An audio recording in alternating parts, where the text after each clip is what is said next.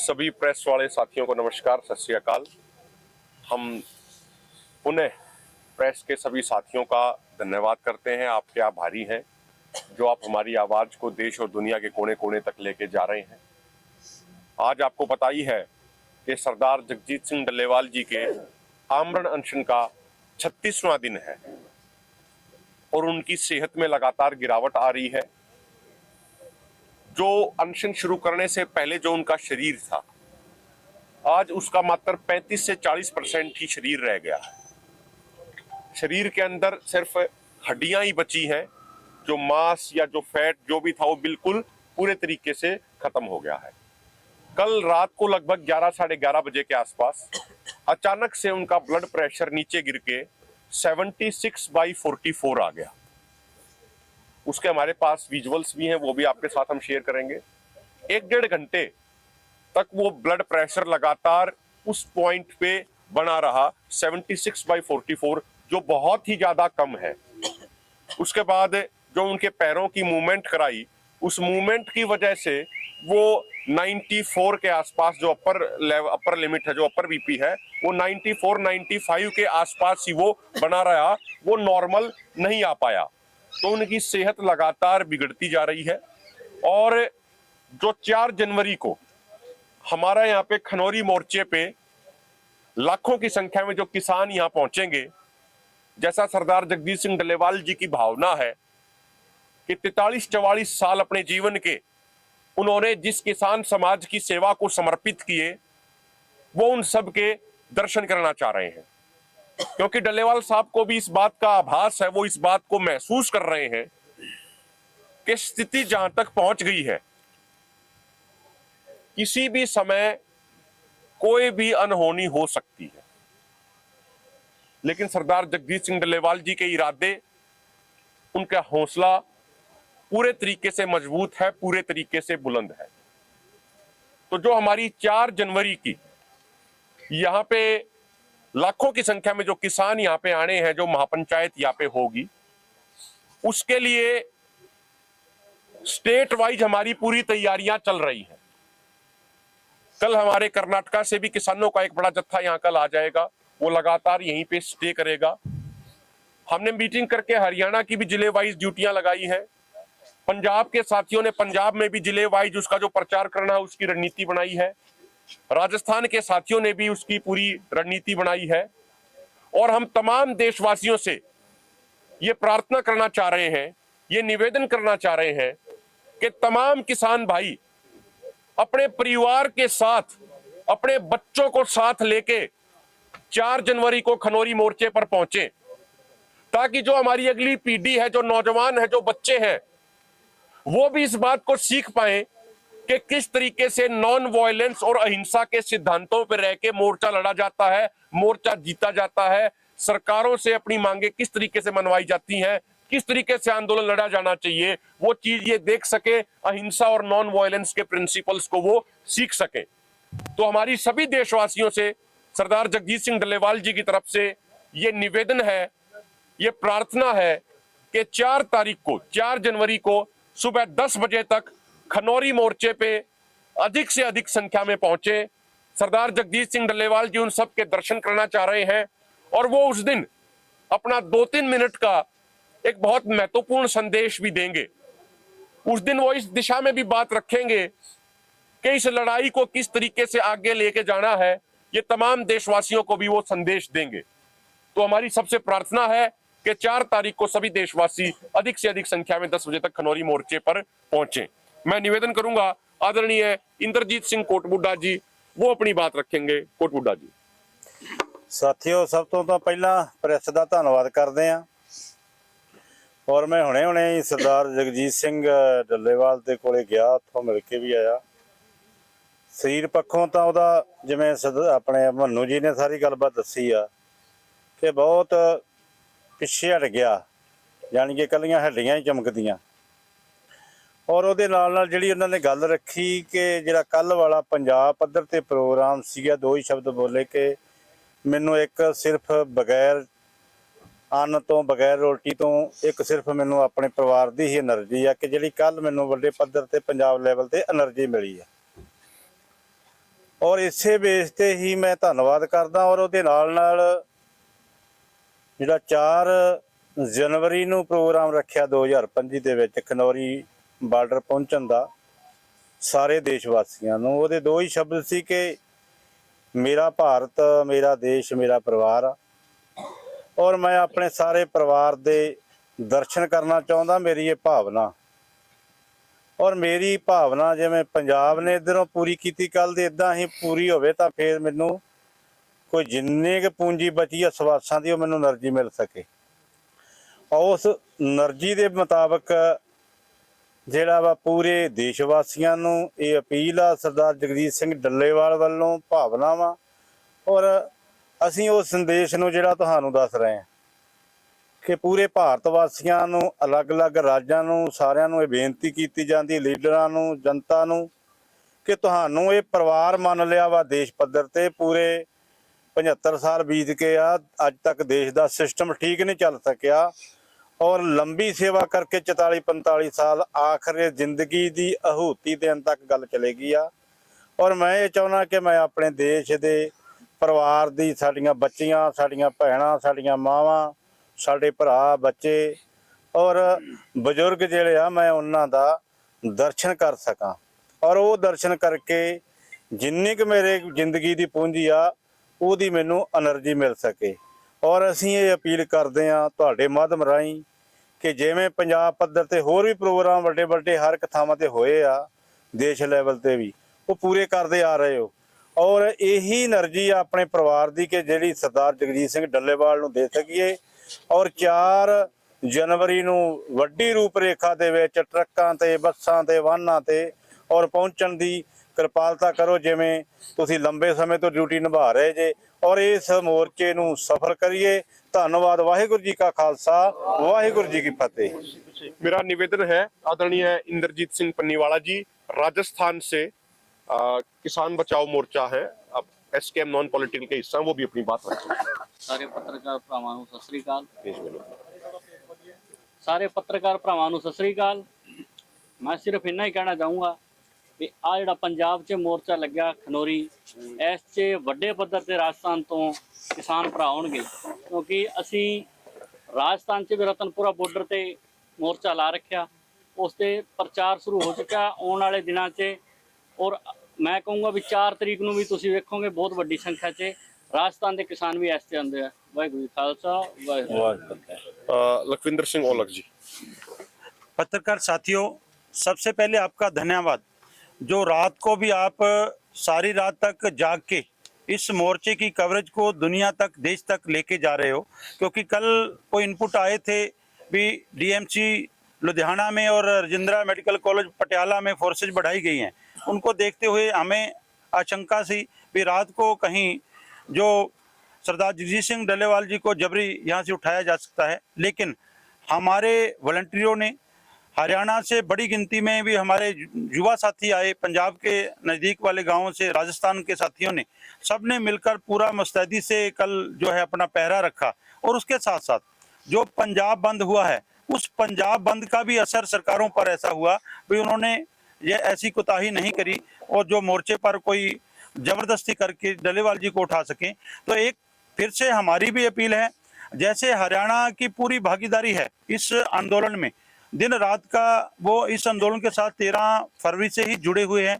और जब से 26 नवंबर से सरदार जगजीत सिंह डल्लेवाल जी आमरण अनशन पर है, उससे भी साथी साथ दे रहे हैं। तो हमारा फर्ज बनता है, जैसे पंजाब में एक माहौल बना भी सभी ने मिलकर पंजाब बंद किया है, तो हमारा भी फर्ज बनता है पूरे देश का भी, हम भी दोनों इंद्रजीत सिंह कोटपुट और मैं दोनों डल्लेवाल जी के पास से ही आ रहे हैं। हमारा फर्ज बनता है उनका जो भावना है, उन भावना की कदर करते हुए हम सभी ज़्यादा से ज़्यादा संख्या में 4 जनवरी को खनौरी मोर्चे पर पहुंचे। खनौरी मोर्चे पर उम्मीद करते हैं लाखों की संख्या में किसान, मजदूर और आवाम पहुंचेगा, जो एक इस आंदोलन की एक नई दिशा तय करके जाएगा। धन्यवाद। सुरजीत सिंह फूल जी। हमारा इधर ही चला जा। इधर आ जा। सुरजीत जी, संक्षिप्त शब्दों में 2-2.5 मिनट। नहीं, दो मिनट लाएंगे। 2 पत्रकार साथियों, कल वाला जो पंजाब बंद सफल पंजाब बंद होया मुकम्मल, उन्हें 3 गल्लां बहुत क्लीयर करतियां, जिहड़ियां कि ਪੰਜਾਬ ਦੇ ਚ ਸਾਫ਼ ਹੋਣੀਆਂ ਜ਼ਰੂਰੀ ਸੀ। ਪਹਿਲੀ ਤਾਂ ਜੋ ਇਹ ਕਿਹਾ ਜਾ ਰਿਹਾ ਸੀਗਾ, ਬਹੁਤ ਜਿਹੜੀ ਮਰਨ ਵਰਤ ਵਾਲੀ ਜਿਹੜੀ ਇਹ 26 ਨਵੰਬਰ ਤੋਂ ਸ਼ੁਰੂ ਕੀਤਾ ਘੋਲ ਦਾ ਇੱਕ ਢੰਗ ਕਹਿ ਲਓ, ਇੱਕ ਫਾਰਮ ਹੈ। ਕਿਹਾ ਜਾ ਰਿਹਾ ਸੀਗਾ ਵੀ ਇਹ ਸਿੱਖੀ ਰਵਾਇਤਾਂ ਅਨੁਸਾਰ ਨਹੀਂ, ਜਾਂ ਇਹ ਹੋਰ ਕਈ ਕਿਸਮ ਦੀਆਂ ਵੀ ਇਹ ਠੀਕ ਨਹੀਂ, ਫਾਰਮ ਨਹੀਂ ਢੁਕਵੀਂ। ਪੰਜਾਬ ਦੇ ਲੋਕਾਂ ਨੇ ਕੱਲ ਮੋਹਰ ਲਾਤੀ ਇਸ ਤੇ ਵੀ ਇਹ ਜਿਹੜੀ ਫਾਰਮ ਹੈ, ਇਹ ਢੰਗ ਹੈ, ਇਹ ਵੀ ਇੱਕ ਅਸਰਦਾਇਕ ਕੁਰਬਾਨੀ ਵਾਲਾ ਢੰਗ ਹੈ। ਇਹਨੂੰ ਪੰਜਾਬ ਦੇ ਸਮੁੱਚੇ ਲੋਕਾਂ ਨੇ ਉਸ ਤੇ ਮੋਹਰ ਲਾਤੀ। ਦੂਸਰਾ ਜੋ ਨਰੇਟਿਵ ਫੈਲਾਇਆ ਜਾ ਰਿਹਾ ਸੀਗਾ ਵੀ ਕੁਝ ਕੁ ਬੰਦਿਆਂ ਨੇ, ਕੁਝ ਕੁ ਜਥੇਬੰਦੀਆਂ ਨੇ ਸ਼ੁਰੂ ਕਰ ਲਿਆ ਤੇ ਇਸ ਕਰਕੇ ਪੰਜਾਬ ਦੇ ਲੋਕਾਂ ਦਾ ਸਮਰਥਨ ਨਹੀਂ ਮਿਲ ਰਿਹਾ, ਸਾਰੇ ਵਰਗਾਂ ਦਾ ਹੁਣ ਤੱਕ ਨਹੀਂ ਸਮਰਥਨ ਮਿਲ ਜਾਂਦਾ। ਕੱਲ ਵਾਲੇ ਬੰਦ ਨੇ ਇਹ ਵੀ ਮੋਹਰ ਲਾਤੀ ਵੀ ਭਾਵੇਂ ਕੁਛ ਨੇ ਸ਼ੁਰੂ ਕੀਤਾ, ਛੇਤੀ ਸ਼ੁਰੂ ਕਰ ਲਿਆ, ਸਮੇਂ ਤੋਂ ਪਹਿਲਾਂ ਸ਼ੁਰੂ ਕਰ ਲਿਆ, ਪਰ ਪੰਜਾਬ ਦੇ ਲੋਕਾਂ ਨੇ ਕਹਿਤਾ ਵੀ ਇਹ ਅਗਵਾਈ ਹੈ ਜਿਹੜੀ ਜਿਨ੍ਹਾਂ ਨੇ ਸ਼ੁਰੂ ਕੀਤਾ ਠੀਕ ਹੈ ਤੇ ਮੰਗਾਂ ਵੀ ਠੀਕ। ਤੀਜਾ ਜਿਹੜਾ ਕਹਿੰਦੇ ਸੀ ਵੀ ਏਜੰਡਾ ਹੈ ਨਹੀਂ ਇਹਨਾਂ ਕੋਲੇ ਕੋਈ, ਕਈ ਕਹਿੰਦੇ ਸੀਗੇ ਵੀ ਸਰਕਾਰ ਕਿੱਥੋਂ ਗੱਲ ਕਰੇ, ਕੋਈ ਏਜੰਡਾ ਨਹੀਂ। ਆਪਾਂ ਕਹਿੰਦੇ ਸੀ 80 ਕਰੋੜ ਲੋਕਾਂ ਦਾ ਏਜੰਡਾ ਹੈ। ਸੋ ਉਸ ਤੇ ਵੀ ਮੋਹਰ ਲੱਗ ਗਈ ਵੀ ਮੰਗਾਂ ਵੀ, ਜਿਹੜਾ ਏਜੰਡਾ ਵੀ ਹੈ, ਇਹ ਜਿਹੜਾ ਢੁਕਮਾ ਹੈਗਾ, ਤਾਂ ਹੀ ਲੋਕਾਂ ਨੇ ਇਹਨਾਂ ਭਰਮਾ ਸਮਰਥਨ ਦਿੱਤਾ। ਜਿਨ੍ਹਾਂ ਨੂੰ ਨਹੀਂ ਵੀ ਕਿਹਾ ਸੀਗਾ, ਬਾਜ਼ਾਰ ਬੰਦ ਕੀਤੇ, ਆਪਣੇ ਮੁਹਾਰੇ ਬੰਦ ਕਰਕੇ ਪੂਰੀ ਫੁੱਲ ਸਮਰਥਨ ਕੀਤਾ। ਤਿੰਨ ਗੱਲਾਂ ਦਾ ਜਿਹੜਾ ਰੇੜਕਾ ਸੀਗਾ, ਉਸ ਬੁੱਧੀਜੀਵੀ ਵੀ ਜਿਹੜੇ ਥਾਉਂਦੇ ਹੁੰਦੇ ਸੀਗੇ ਵੀ ਇਹ ਗੱਲਾਂ ਨਹੀਂ, ਉਹ ਸਾਰਿਆਂ ਦਾ ਜਵਾਬ ਹੈ ਜਿਹੜਾ ਕੱਲ ਵਾਲੇ ਬੰਦ ਨੇ देता। सारे का ਅਸੀਂ ਧੰਨਵਾਦ ਕਰਦੇ ਹਾਂ। वाहिगुरु जी का खालसा, वाहिगुरु जी की फतेह। किसी साथी का, किसी पत्रकार भाई का कोई सवाल हो, किसी का कोई? सुप्रीम कोर्ट में सुनवाई हुई है, पंजाब सरकार को 3 दिन का और समय मिल गया, तो किस तरह से आप देखते हैं? वो कह रहे हैं कि कल पंजाब बंद था इसलिए नहीं हुआ, और डल्लेवाल साहब को लेकर उनकी जो टिप्पणियां थी आपने सुनी। देखो, आज हमने जो पूरी माननीय सुप्रीम कोर्ट के अंदर जो सुनवाई हुई है उस विषय पे, उसको हमने पूरे को भी स्टडी किया, उसका पूरा जो एनालिसिस किया है, उससे एक बात निकल के आती है कि 2-3 दिन पहले जिस तरीके से एक रुख था, आज रुख थोड़ा सा उससे थोड़ा सा भिन्न था, थोड़ा सा उससे अलग था। तो सभी संवैधानिक संस्थाओं ने भी ये देखा, सरकारों ने भी ये देखा कि यहाँ पे नौजवान और किसान बड़ी संख्या में यहाँ पे सरदार जगजीत सिंह डल्लेवाल जी की सिक्योरिटी में, पहरेदारी में तैनात हैं। और ये पिछले 2-3 दिन की बात नहीं है, पिछले 9-10 दिनों से मोर्चे पर हमला करके सरदार जगजीत सिंह डल्लेवाल जी को गिरफ्तार करने का प्रयास किया जा रहा था। लेकिन हर दिन, हर रात जो नौजवानों ने, किसानों ने जो ड्यूटियां दी हैं, जो पहरेदारी दी है, जो विशेषकर रात के समय पंजाब हरियाणा से जो नौजवान आते हैं अपनी ड्यूटी समझ के, ये समझ के कि सरदार जगजीत सिंह डल्लेवाल जी उनके भविष्य को बचाने की लड़ाई लड़ रहे हैं, उसके कारण केंद्र सरकार और राज्य सरकारों का मुंह उल्टा हुआ है, मुंह उनका मुड़ा है। और इसीलिए हम ये कहते हैं कि भाई चाहे रुख कोई भी रहा हो सुनवाई के दौरान, हमें अपनी मुस्तैदी में किसी तरीके की कोई भी ढिलाई नहीं बरतनी। जैसे पिछले 10 दिनों से पहरेदारी, सिक्योरिटी की जा रही है, उसी तरीके से आगे हम जारी रखेंगे। ਅਭਿਮਨਿਊ ਜੀ, ਕੱਲ ਜਦੋਂ ਪੰਜਾਬ ਬੰਦ ਸੀਗਾ ਉਦੋਂ ਕਾਫੀ ਲੋਕਾਂ ਨੂੰ ਦਿੱਕਤਾਂ ਵੀ ਆਈਆਂ, ਕੁਝ ਐਮਰਜੈਂਸੀ ਸੇਵਾਵਾਂ ਦੀ ਪ੍ਰਭਾਵ ਪਿਆ ਸੀਗਾ। ਕਾਫੀ ਵੀਡੀਓ ਸੋਸ਼ਲ ਮੀਡੀਆ ਤੇ ਲਗਾਤਾਰ ਵਾਇਰਲ ਹੋ ਰਹੀਆਂ ਨੇ ਕਿ ਕੁਝ ਲੋਕ ਜੋ ਐਮਰਜੈਂਸੀ ਤੌਰ ਤੇ ਬਾਹਰ ਜਾ ਰਹੇ ਸਨ, ਉਹਨਾਂ ਨੂੰ ਵੀ ਰੋਕਿਆ ਗਿਆ। ਕੋਈ ਇਹੋ ਜਿਹੀ ਰਿਪੋਰਟ ਆਈ ਹੈ ਤੁਹਾਡੇ ਕੋਲ? ਦੇਖੋ, ਦੂਸਰੀ ਇੱਕ ਹੋਰ ਐਡ ਕਰ ਲਿਓ, ਉਹਦੇ ਵਿੱਚ ਪੁਆਇੰਟ ਇਦਾਂ ਦੇ ਸੀ ਜਿਹੜੇ ਤੁਸੀਂ ਦੱਸੇ ਵੀ ਨਹੀਂ ਪਹਿਲਾਂ, ਐਸਕੇਐਮ ਨੋਨ ਪੋਲੀਟੀਕਲ ਅਸੀਂ ਉਹ ਬੰਦ ਕਰਨੇ ਆ, ਉੱਥੇ ਵੀ ਉਹਨਾਂ ਨੌਜਵਾਨਾਂ ਨੇ ਬੰਦ ਕੀਤਾ ਸੀ ਆਪਣੀ ਮਰਜ਼ੀ ਦੇ ਨਾਲ, ਜਿਸ ਤੋਂ ਬਾਅਦ ਜ਼ਿਆਦਾ ਦਿੱਕਤ ਆਈ। देखो क्या होता है, जब कोई जन आंदोलन होता है तो जन आंदोलन के दौरान हर वर्ग अपनी शमूलियत करता है, हर वर्ग अपनी भागीदारी करता है। जन आंदोलन का अर्थ ये होता है कि कैडर के अलावा, यूनियनों के कैडर के अलावा लोग अपनी स्वेच्छा से उस आंदोलन का हिस्सा बन रहे हैं, उस आंदोलन का भागीदार बन रहे हैं। तो ये जन आंदोलन की एक बहुत बड़े लेवल पे पहचान होती है कि नौजवान खुद भी आए। अब आप देखेंगे रात के समय जो बड़ी संख्या में नौजवान जो डल्लेवाल साहब से प्रेम करते हैं, जो उनसे लगाव करते हैं, वो इसीलिए आते हैं स्पेशल ड्यूटी देने के लिए। दिन में अपना काम करते हैं, नौकरियां करते हैं, अपनी खेती संभालते हैं, रात को ड्यूटी देने के लिए आते हैं, क्योंकि वो ये एक जन आंदोलन बन चुका है। डल्लेवाल साहब की जो आवाज है वो पूरे देश में, खासकर पंजाब हरियाणा के कोने कोने तक जा रही है। और जहां तक आपने पूछा कि भाई कोई इमरजेंसी सेवाओं में कोई समस्या आई, कोई दिक्कत आई, देखिए हमारे पास अभी इस तरीके की कोई रिपोर्ट हमारे सामने नहीं आई है। लेकिन फिर भी हम ये भी जरूर स्पष्ट करना चाहते हैं कि सख्त हिदायत थी और उसको लागू भी किया गया है कि कोई इमरजेंसी सेवा ना रोकी जाए। कोई शादी के कार्यक्रम भी थे, उनको भी जाने दिया गया है। लेकिन फिर भी अगर जाने अनजाने में कहीं कोई एक आधी जगह अगर किसी साथी को कोई इमरजेंसी सेवा में भी कोई असुविधा हुई हो तो उसके लिए हम दोनों फोरम क्षमा भी मांगते हैं। लेकिन इस तरीके की कोई भावना हमारे किसी भी किसान साथी की या किसी भी आंदोलनकारी की ना तो पहले रही ना आगे रहेगी। ਬਾਕੀ 200 ਪੁਆਇੰਟਾਂ ਤੇ ਇਹ ਮਤਲਬ ਰੋਕੀ ਗਈ ਆ ਰੋਡ ਤੇ ਜਿਹੜਾ ਮੀਡੀਆ ਰਾਹੀਂ ਵੀ ਆਇਆ, ਜੇ ਸਾਰੀਆਂ ਵੀ ਗਿਣ ਲਈਆਂ ਜਿਹੜੀਆਂ ਤੁਸੀਂ ਕਹਿੰਦੇ ਆ ਵੀ ਉਹ ਗੜਬੜ ਹੋਈ ਹੈ ਤਾਂ ਉਹ 3 ਜਾਂ 4 ਤੋਂ ਵੱਧ ਨਹੀਂ ਹੋਣੀ। ਸੋ ਐਡੇ ਵੱਡੇ 200 ਪੁਆਇੰਟ ਰੁਕੇ ਹੋਣ, 550 ਬੱਸਾਂ ਬੰਦ ਹੋ ਗਈਆਂ ਹੋਣ, 170 ਟ੍ਰੇਨਾਂ ਬੰਦ ਹੋ ਗਈਆਂ ਹੋਣ, ਉਹਦੇ ਵਿੱਚ ਐਡੀ ਕਿ 2 ਜਾਂ 4 ਹੋ ਜਾਣੀਆਂ ਕੋਈ ਗੈਰ ਸੁਭਾਵਿਕ ਨਹੀਂ। ਪਰ ਫਿਰ ਵੀ ਅਸੀਂ ਜੇ ਕੋਈ ਅਸੁਵਿਧਾ ਹੋਈ ਹੈ ਉਹਦੀ ਅਸੀਂ ਖਿਮਾ ਦੋਨੇ ਫੋਰਮਾਂ ਵੱਲੋਂ ਮੰਨਦੇ ਹਾਂ। 3 तारीख को सुप्रीम कोर्ट की बनाई कमेटी का जो गठन हुआ था उसकी मीटिंग ओपन एसकेएम ने कहा है कि हम जा रहे हैं, तो आपके जो दोनों फॉर्म जाएंगे? देखो, ना तो हमें 3 तारीख के लिए दोनों फॉर्मों को चिट्ठी आई। जब पिछली बार चिट्ठी आई थी हमने अपना स्टैंड क्लियर किया था। हमने ये स्पष्ट तौर पे कहा था कि हमारी मांगे केंद्र सरकार से हैं और हम जो भी बातचीत करेंगे भविष्य में वो माननीय केंद्र सरकार से ही करेंगे। केंद्र सरकार को ही हमारी मांगों को पूरा करना है और उस विषय में सरदार जगजीत सिंह डल्लेवाल जी द्वारा एक लिखित चिट्ठी थी, वो भी उस कमेटी को भेज दी गई थी कि उस समय उनके अनशन को लंबा समय हो गया था। उसके बाद जाके कमेटी ने थोड़ी थोड़ी अपनी सक्रियता दिखाई थी। अब जहां तक किसी दूसरे ऑर्गेनाइजेशन का सवाल है तो देखिए, कमेटी भी स्वतंत्र है, वो जिसको चाहे उसको बातचीत के लिए बुला सकती है, जिसका वो पक्ष सुनना चाहे जानना चाहे उनको वो बुला सकती है। उसके लिए माननीय सुप्रीम कोर्ट की कमेटी भी स्वतंत्र है और जो ऑर्गेनाइजेशन अगर वहां जाना चाह रहे हैं अपनी बात रखने के लिए वो भी स्वतंत्र है। हम उस पर कोई टिप्पणी नहीं करना चाहेंगे। बुलाया जाता तो आप जाएंगे?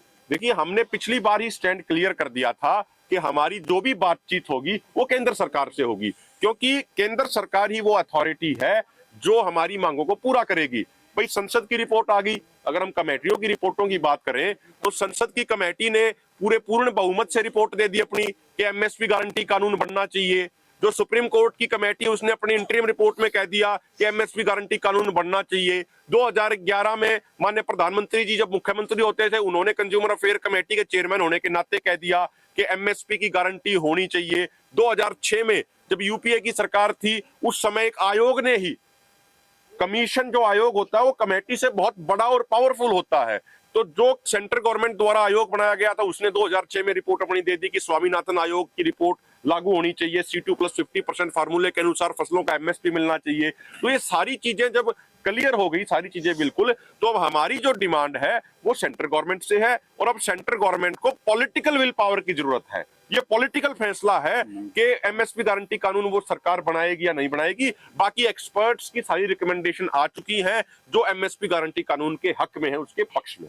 ये पंजाब सरकार के जो अधिकारी आए हैं, कोई चर्चा है कि केंद्र से बातचीत का कोई चर्चा चल रही है कि आज कल में चिट्ठी आ सकती है, पंजाब सीएम आ सकते हैं, ये अफवाहें हैं या अभी कोई सोर्सेज से आपके पास? देखिए, दोनों फोरम बड़ी जिम्मेदारी से आंदोलन लड़ रहे हैं और आप भी सारे एक जिम्मेदार पत्रकार साथी हैं।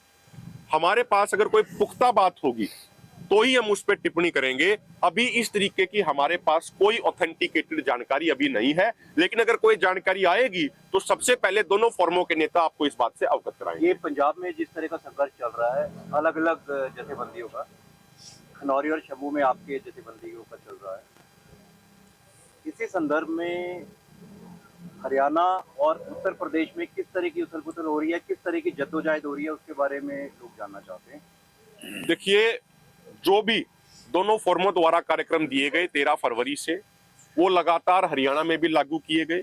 अभी सरदार जगजीत सिंह डल्लेवाल जी का अमरण अनशन शुरू होने के बाद जो ट्रैक्टर मार्च के कार्यक्रम दिए गए, जिले लेवल पे धरना प्रदर्शन के कार्यक्रम दिए गए, वो तमाम स्टेटों में लागू हुए। तमिलनाडु में 31 जगह रेल रोकी गई हैं इसी आंदोलन के दौरान डल्लेवाल साहब के समर्थन में, उनके आमरण अनशन के हक में। 6 दिसंबर से कर्नाटका की राजधानी बेंगलोर में रोजाना 100 किसान क्रमिक अनशन पे लगातार बैठ रहे हैं। जो चीज पिछले आंदोलन के दौरान नहीं हुई थी वो इस आंदोलन के दौरान हुई। उत्तर प्रदेश के अंदर भी रेल रोकी गई, वो इसी आंदोलन के दौरान हुआ है। तो हर स्टेट में लगातार आंदोलन चल रहा है, मोमेंटम लगातार वहां पे बढ़ता जा रहा है किसानों का। राकेश टिकैत जी के यहाँ आने के बाद आप यूपी के जो नेता हैं, जो किसान नेता इंक्लूडिंग राकेश टिकैत, और हरियाणा के किन किसान नेताओं से हरियाणा और यूपी में धरने लगने की बात कर रहे हो? एक भी धरना नहीं लगा कि हरियाणा में परमानेंट एक धरना लगाओ हरियाणा या यूपी में, इसका जवाब क्या होगा आपके? देखिए, ना तो हम किसी लीडर को कह रहे कि आप ऐसा कीजिए या आप ये मत कीजिए। जो जिंदा जमीर के लोग हैं वो इस आंदोलन में पहले दिन से लगे हुए हैं, डटे हुए हैं।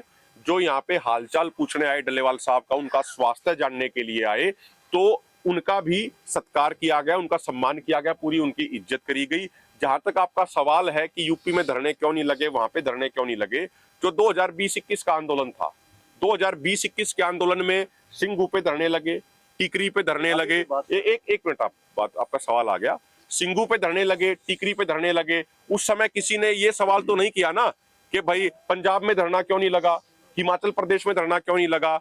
जहां पे पुलिस द्वारा एक्सेसिव फोर्स इस्तेमाल करी गई, बहुत ज्यादा ब्रूटलिटी बरती गई, पिछली बार जहां बरती गई वहीं पे धरना लगा। अब की बार जहां उन्होंने बहुत ज्यादा एक्सेसिव फोर्स का इस्तेमाल किया, वहां पे धरना लगा। यहाँ पे सभी राज्यों के किसानों की शमूलियत है और जो स्टेट लेवल के कार्यक्रम दिए जा रहे हैं, आप जाके देखिए, आप ग्राउंड लेवल पे अपनी असेसमेंट कीजिए कि वो स्टेट लेवल में वो प्रोग्राम हो रहे हैं नहीं हो रहे हैं। हम तो आपको फैक्चुअली बोल रहे हैं कि पिछले आंदोलन में उत्तर प्रदेश में कभी रेल नहीं रुकी, लेकिन इस आंदोलन में रेल रुकी है। आप वहां जाके उन सारे फैक्ट्स को चेक कीजिए, आपको सारी चीजें क्लियर हो जाएगी। आपका अपना ग्रुप, आपका अपना जो ये ऑर्गेनाइजेशन है, ये हरियाणा में प्रोटेस्ट कब शुरू करेगा? देखिए, आप उसी चीज को, मुझे लगता है कि आप एक पर्टिकुलर उस नरेटिव के साथ अगर कुछ मेरी आप बात सुनिए एक बार। आप कोई पर्टिकुलर, आपका कोई अलग से कोई सब्जेक्ट है तो आप उसमें क्लियर कर लीजिएगा। बाकी हरियाणा में आप चेक कीजिए ना, मैं कह रहा हूँ फैक्ट्स चेक कीजिए आप कि इस आंदोलन की तैयारी के लिए हरियाणा में कितने प्रोग्राम हुए, आंदोलन चलने के बाद कहां कहां महापंचायतें हुई, कहां कहां धरने प्रदर्शन हुए, कहां कहां ट्रैक्टर मार्च हुए, कहां कहां धरने लगे, कहां कहां कितनी बड़ी संख्या में कैंडल मार्च हुए। इसी आंदोलन की तैयारी के लिए तमाम जिलों में ट्रैक्टर मार्च हुए। 3 फरवरी को नारनौंद में बड़ी महापंचायत हुई, 6 फरवरी को सिरसा में हजारों किसानों का ट्रैक्टर मार्च हुआ, 2 फरवरी को फतेहाबाद में ट्रैक्टर मार्च हुआ, उसी समय अंबाला, कुरुक्षेत्र, करनाल सब जगह ट्रैक्टर मार्च हुए। शुभकर्ण सिंह की जब शहादत हुई, जब 13 फरवरी को यहाँ पे आए, तो हरियाणा में 50,000 की पैरामिलिट्री फोर्स थी। कम से कम 500 हमारे साथियों को, अलग अलग संगठनों के साथियों को गिरफ्तार किया गया। उसके बावजूद हजारों की संख्या में हरियाणा के किसान यहाँ पे थे। 22 मार्च को शुभकर्ण सिंह का श्रद्धांजलि समारोह हिसार में हुआ, 31 तारीख को अंबाला में हुआ। उसके बाद 19 मई को कैथल में बहुत बड़ी एक महारैली हुई। 15 सितंबर को उचाना में महापंचायत बहुत बड़ी हुई, जिसमें लाखों किसानों ने देश भर से शमूलियत करी। कुरुक्षेत्र के पीपली में हुई। तो लगातार जो दोनों फॉर्मों के कार्यक्रम है वो लगातार लागू हो रहे हैं। फूल साहब, तो एक सवाल है मेरा, आप इतने आप बाद में कर लीजिएगा। हाँ जी, ये सवाल है जी। फूल साहब, तो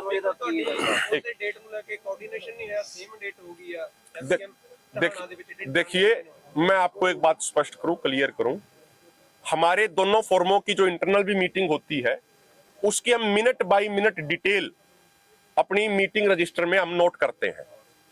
पहले जो हमारी चर्चा हो रही थी, वो चर्चा ये थी कि 2 जनवरी को हम करेंगे। लेकिन जिस तरीके से 3-4 दिन लगातार तेज बारिश हुई, दोनों फोरमों के लीडरशिप ने यह विचार किया कि भाई इतनी बड़ी संख्या में देश भर से किसान आएंगे, तो अगर सारी जगह गीली रही तो हम व्यवस्था नहीं कर पाएंगे। ये हमने दोनों फोरमों ने विचार करके 26 तारीख को क्लियर कर लिया था कि हम 4 तारीख को करेंगे, ताकि हम उचित व्यवस्था, प्रॉपर व्यवस्था बना पाए। 27 तारीख को हमें अनाउंसमेंट करनी थी, लेकिन 27 तारीख में माननीय सुप्रीम कोर्ट में जो कंटेम्प्ट का जो लगा, तो सारी मीडिया का भी प्रश्न यही था कि आप उस विषय पे केंद्रित रह के अपनी बात रखिए। तो 27 तारीख को वो बात रखी गई। 28 तारीख को हमने ये घोषणा कर दी, 28 तारीख को। और जहां तक बात है, देखिए, हमें तो रोजाना भी कार्यक्रम देने पड़ रहे हैं, हर 2-2, 3-3 दिन में कार्यक्रम देने पड़ रहे हैं, क्योंकि दोनों फोरमों की तरफ से जो किसान नेता जगजीत सिंह डल्लेवाल हैं, वो बिल्कुल मौत की दहलीज पे खड़े हैं। हमारे लिए कोई सिंपल कार्यक्रम नहीं है, हमारे लिए करो या मरो के कार्यक्रम है। हो सकता है हमें रोजाना कार्यक्रम देने पड़े, लगातार हम तो कार्यक्रम देते आ रहे हैं। तो हमने दोनों फोरमों की भावना के अनुसार दोनों फोरमों ने अपना निर्णय किया कि 4 तारीख को हम यहाँ पे बड़ी संख्या में लोग पहुंचेंगे, बड़ी संख्या में एक गैदरिंग करेंगे। ये सरदार जगजीत सिंह डल्लेवाल जी की भावना थी, उसी को लागू करने का कार्य कर रहे हैं। फूल साहब, डॉक्टर दर्शनपाल ने अरे आप 1-to-1 की 1-to-1 कर लीजिएगा साहब, ठीक है? कॉल पे है एक मिनट, 1-to-1 कर लेंगे। सर ਤੁਸੀਂ 1-to-1 ਕਰ ਲਿਓ, ਹੋਰ 1-to-1 ਸਵਾਲ आप पूछ लीजिएगा सारे सवाल, ठीक है? फूल साहब ने ਤੁਸੀਂ ਬੋਲਣ ਨਹੀਂ ਦੇ ਰਹੇ, ਤੁਸੀਂ ਪਲੀਜ਼ कोई नहीं, कोई नहीं, ਕਰ ਰਿਹਾ ਹੈਗਾ। आप 1-to-1 कर लीजिएगा भाई। ਪ੍ਰੈਸ ਕਾਨਫਰੰਸ ਤੇ ਬੈਠੇ ਹੋ, ਮੈਂ ਤੁਹਾਨੂੰ ਇੱਕ ਸਵਾਲ ਕਰਨਾ ਹੈਗਾ। ਸਵਾਲ ਇਹ ਹੈ ਜੀ, ਡਾਕਟਰ ਦਰਸ਼ਨਪਾਲ ਨੇ ਤੁਹਾਨੂੰ ਇੱਕ ਸਪੋਰਟ ਐਕਸਟੈਂਡ ਕੀਤਾ ਹੈਗਾ ਜੀ, ਇਹਦੇ ਬਾਰੇ ਕੋਈ ਗੱਲਬਾਤ ਹੈਗੀ, ਤੁਸੀਂ ਕਲੈਰੀਫਿਕੇਸ਼ਨ ਦਿਓ ਜੀ। ਦੇਖੋ ਜੀ, ਉਹਨਾਂ ਨੇ ਬਿਨਾਂ ਸ਼ਰਤ ਕੱਲ੍ਹ ਵਾਲਾ ਜੋ ਪੰਜਾਬ ਬੰਦ ਹਾਂਜੀ, ਹੈਗਾ ਉਸੇ ਨੂੰ ਲੈ ਕੇ। ਉਹਦੇ ਸੰਗਠਨ ਨੇ ਭਰਪੂਰ ਸਮਰਥਨ ਦਿੱਤਾ ਬੰਦ ਕਰਾਉਣ ਦੇ ਵਿੱਚ। ਹਾਂਜੀ ਹਾਂਜੀ। ਅਸੀਂ ਦੋਨੇ ਫੋਰਮਾਂ ਵੱਲੋਂ ਇਹਦਾ ਸਵਾਗਤ ਕਰਦੇ ਹਾਂ, ਉਹਦਾ ਧੰਨਵਾਦ ਕਰਦੇ ਹਾਂ ਜੀ। ਤੇ ਯੂਨਿਟੀ ਕਾਲ ਨੂੰ ਲੈ ਕੇ ਇਹ ਤੁਹਾਨੂੰ ਲੱਗਦਾ ਹੈ ਇੱਕ ਇੰਡੀਕੇਟਰ ਹੈਗਾ ਜੀ, ਇਹ ਕੋਈ ਇੰਡੀਕੇਸ਼ਨ ਹੈਗਾ ਕਿ ਆਉਣ ਵਾਲੇ ਸਮੇਂ 'ਚ ਕੋਈ ਯੂਨਿਟੀ ਕਾਲ ਨੂੰ ਲੈ ਕੇ ਸੰਭਾਵਨਾ ਬਣ ਸਕਦੀ ਹੈ 4 ਤਰੀਕ ਦੀ ਰੈਲੀਆਂ ਤੋਂ ਬਾਅਦ ਦੋਨੋਂ ਪਾਸੇ? ਠੀਕ ਹੈ ਜੀ, ਦੋ ਉਹਨਾਂ ਦੇ ਐਸਕੇਐਮ ਦੇ ਦੋ ਸੰਗਠਨਾਂ ਨੇ ਕੱਲ ਪੰਜਾਬ ਬੰਦ ਦੇ ਵਿੱਚ ਭਰਪੂਰ ਸਹਿਯੋਗ ਦਿੱਤਾ। ਹਾਂਜੀ। ਡਕਾਉਂਦੇ ਵਾਲੀ ਜਥੇਬੰਦੀ ਦੇ ਜਿਹੜਾ ਮਨਜੀਤ ਸਿੰਘ ਧਨੇਰ ਨੇ ਤੇ ਦਰਸ਼ਨਪਾਲ ਨੇ। ਅਸੀਂ ਉਮੀਦ ਕਰਦੇ ਹਾਂ ਵੀ ਬਾਕੀ ਸੰਗਠਨ ਵੀ ਆਉਣ ਤੇ ਏਕਤਾ ਵੱਲ ਜਿਹੜੀ ਹੈਗੀ ਹੈ ਅਗਲੀ ਪੜਾਂਗ ਪੁੱਟੀ ਜਾ ਸਕੇ। ਧੰਨਵਾਦ। ठीक है सर।